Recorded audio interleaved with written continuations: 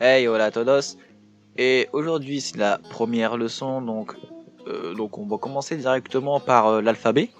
Donc dans cet épisode, dans cette vidéo, je vais vous apprendre donc l'alphabet plus les prononciations, parce qu'il y a pas mal de vidéos qui font l'alphabet, mais qu'il n'y a pas de prononciation, il y en a qui n'expliquent pas les prononciations.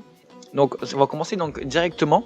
Donc il y a 27 lettres dans l'alphabet, tandis qu'en français il y en a 6. Il y en a 27 depuis la réforme de 2010 qui est faite par l'Académie royale de la langue espagnole. Donc aujourd'hui on compte officiellement que 27 lettres.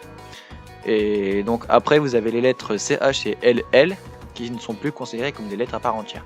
Ces deux lettres-là, je vais vous expliquer après. On peut commencer donc directement. Donc par exemple il y a A, B, C, D, E, F, G, H, I, J, K, L, M, N, Ñ, O, P, Q, R, S, T, U, W, X, Y, U, Y, Z.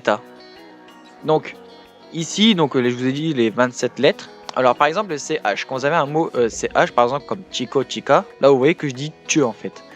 Donc tche, pour CH c'est tche. Donc chico, chica, voilà. Donc il faut l'écrire désormais ce H. Par exemple, comme je dis H, là c'est H. Et ensuite donc vous avez les deux lettres, donc LL, donc là ça fait eye. Donc par exemple vous avez le verbe llamar, vous avez par exemple. Alors par exemple, vous avez la lettre C et la lettre Z qui se prononcent pareil. Il y en a beaucoup de français quand on commence, on confond les S, les C et les Z. Donc par exemple, en fait S on dit essai, essai comme un S, et pour le C et le Z on dit essai.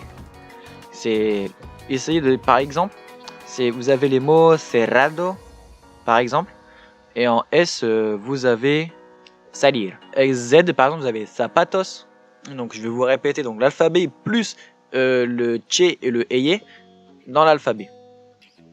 Donc je vais vous dire doucement. Donc A, B, C, tché, D, E, F, G, H, I, J, K, L, Eye, M, N, Ñ, O, P, Q, R, S, T, U, V, W, X, Y, Y, Z.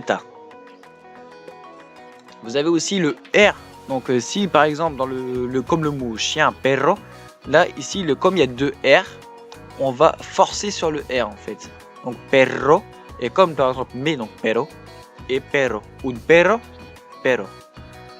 Là, on voit la différence des R sur le mot, par exemple, perro, qui veut dire mais, et perro, qui veut dire chien. Et donc voilà, donc c'est la fin de cette vidéo, de ce cours. J'espère de vous avoir bien aidé, que vous avez appris des choses sur cet alphabet. Donc je vous dis à la prochaine pour un nouvel épisode, pour un nouveau cours. Et n'oubliez pas de laisser un commentaire, un petit j'aime et abonnez-vous à la chaîne. Et on se dit à très vite. Salut!